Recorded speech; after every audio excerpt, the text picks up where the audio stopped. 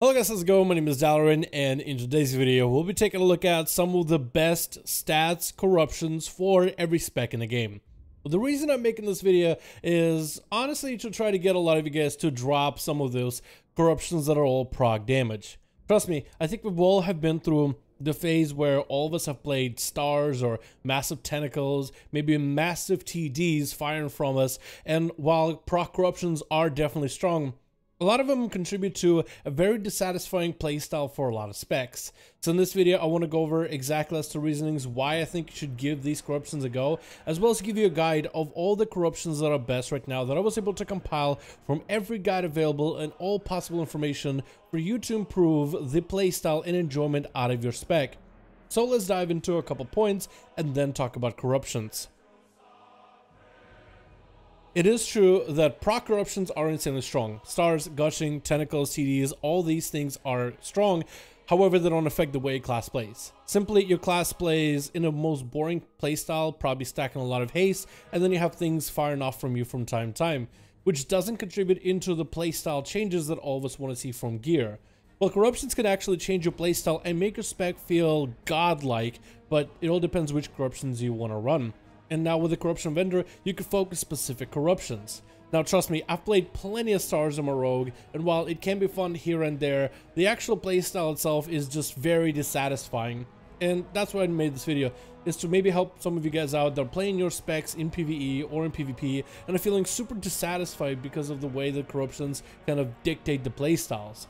What you should do instead, if you're dissatisfied with your character, is play stat-based corruptions. Stat-based corruptions will improve the playstyle of your spec, whether it's faster cast or more crit chance for procs, more mastery for bigger damage output for if your class has a strong mastery, or even versatility to increase the overall tankiness of certain specs. Stars always seems high because in many perfect scenarios, stars will always stack up fairly quickly and will do quite a lot of damage, but there are moments when stars doesn't do that. For the moments when stars just doesn't deliver with its randomness, this is why a lot of players have started to go for more stat-specific corruptions, because this way you have a far better control of your character and overall far better enjoyment of the game. So let's go over the list of every single spec in the game, from tanks, healers, and DPS, of the compilation of the list that I was able to put together of the best corruptions to look forward to from the vendor, as we are very close to heading into that Tuesday vendor reset. And which corruptions should you play in case you want to play some alts? Now, as I do this video, I'll talk about DPS specs first, and I'll clump tanks and healers together because tanks and healers have, for the most part, similar corruptions to wear. For Death Knights, if you're playing Frost DK, you have a couple options. If you currently enjoy the Breath build, then Mastery and Masterful procs are definitely going to be the way to go. However, if you enjoy the fast-paced Ice Cap playstyle, Severe and Expedient, and maybe a little bit of Strike Through if you can manage, will be definitely the go-to in order to increase your fast-paced playstyle. However, for Unholy right now, it seems Expedient is the way to go, since a lot of people are playing the zombie build in PvE situations. So Expedient is definitely going to increase the output of your potential. Demon Hunters are very powerful, and having Demon Hunter, the DPS spec of the Demon Hunter, are extremely strong right now. I won't say they are always top damage, but they're definitely in the top 5 for any piece of content that they play. Demon Hunters right now rely pretty heavily on cooldowns, whether it is from the massive metamorphosis, but also I-Beam and Blade Dance. So this is why Demon Hunters are now stacking Ineffable Truths in order to be able to reduce the cooldown of those abilities. So you're able to use them far more often throughout a fight. Another one that's also good for Demon Hunter is Expedient, as it gives you extra haste, which does reduce the cooldown of some of your other abilities as well, and synergizes really well into your high haste playstyle as is. For Druids, we have pretty simple options. If you're a balanced Druid, you should go for Expedient Severe in order to reach the most amount of damage, as those are your best stats.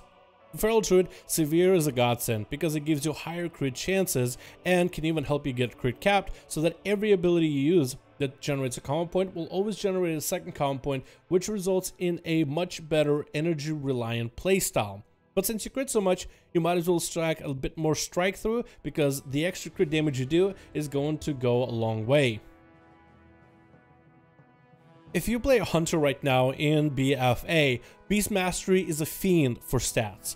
With Beast Mastery, you want at least one Ineffable Truth if possible, but mostly you're looking for damage from Severe, Expedient, as well as Masterful. The more secondary stats you can have, the stronger you are.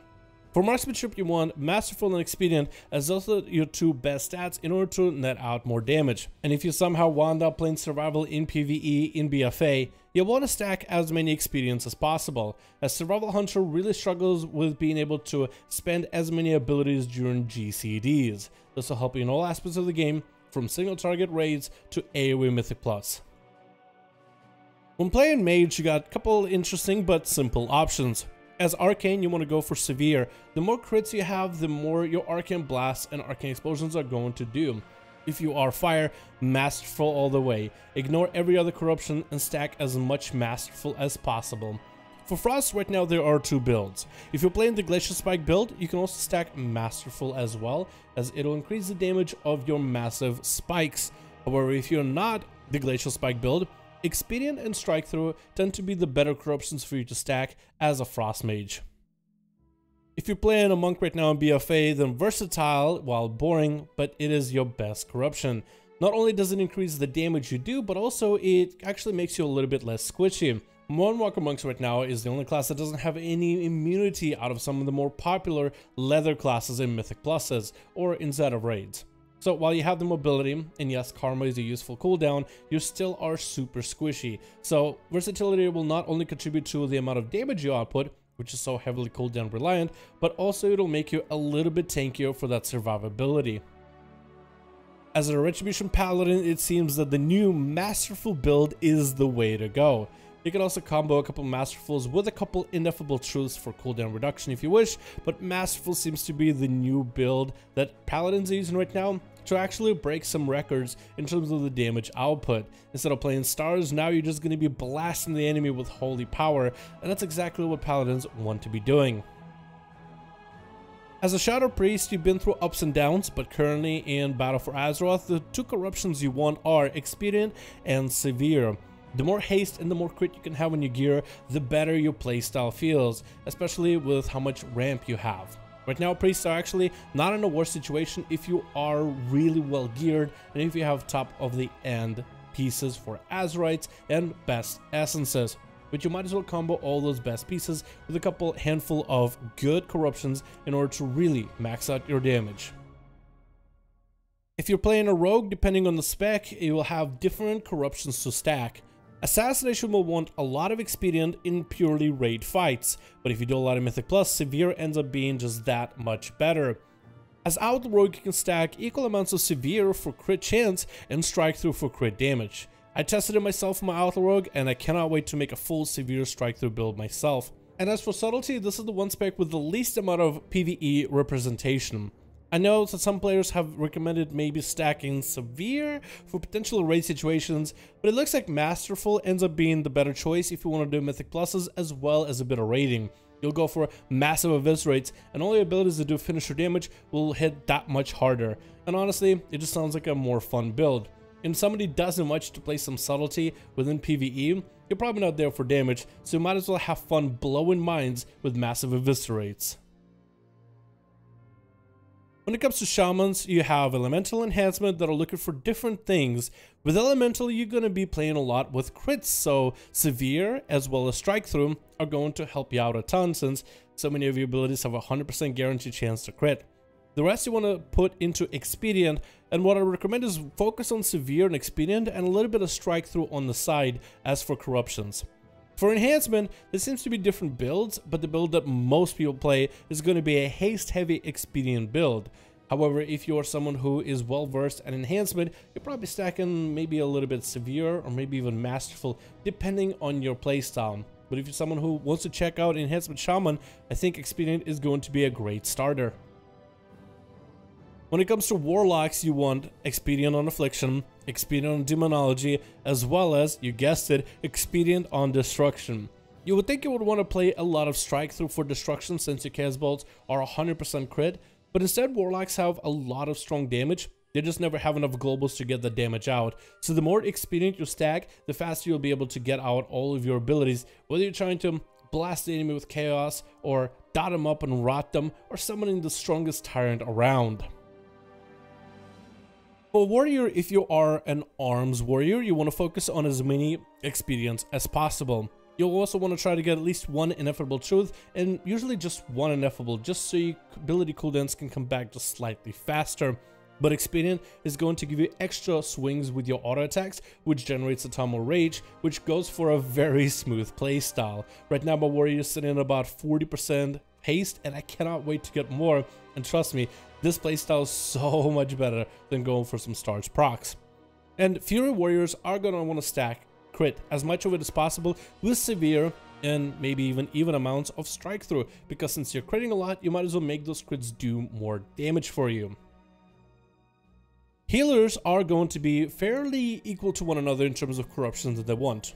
For the most part, corruption like Ineffable Truth is going to let your CDs come back a little bit faster. So your major CDs that you use to save your group or a raid, those coming back up faster is going to allow you to use those CDs more in order to be more useful to your group. Some of these healers use Ineffables more than others, but it's definitely a corruption to go for. Another one that's also good is just stats, as healers actually enjoy not versatility, mastery, crit, or haste, but rather intellect. As many of overall stats as possible, the more the merrier. And I guess you could also go for as many leech corruptions as you want to, but majority of healers will at least want stats and maybe 1 or 2 ineffables in order to get the cooldowns back faster. This doesn't really go into like Mythic Plus for healers, as some of them do go for damage. But if you're someone who's just getting into healer and is trying to get into somewhere where you can do a bit of raiding, a bit of Mythic Plus, I would recommend a mixture of those 2 corruptions. When it comes to playing tanks, it is actually recommended that you run Twilight Devastation, since tanks have a lot of health. But if you're someone who doesn't want to run TDs, what corruption that is stat focused that you could run in order to be more useful to your group? Well, it's actually going to be Versatility.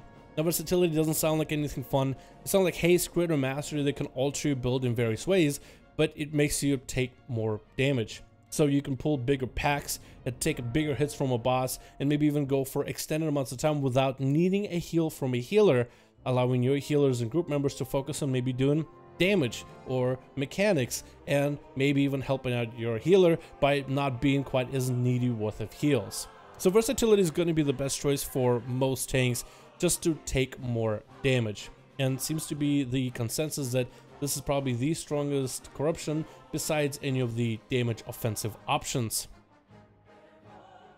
It sounds weird for you to go for stat heavy corruptions, and maybe some of you guys are running full gushings or a bunch of tentacles or TDs or other corruptions that proc damage just random.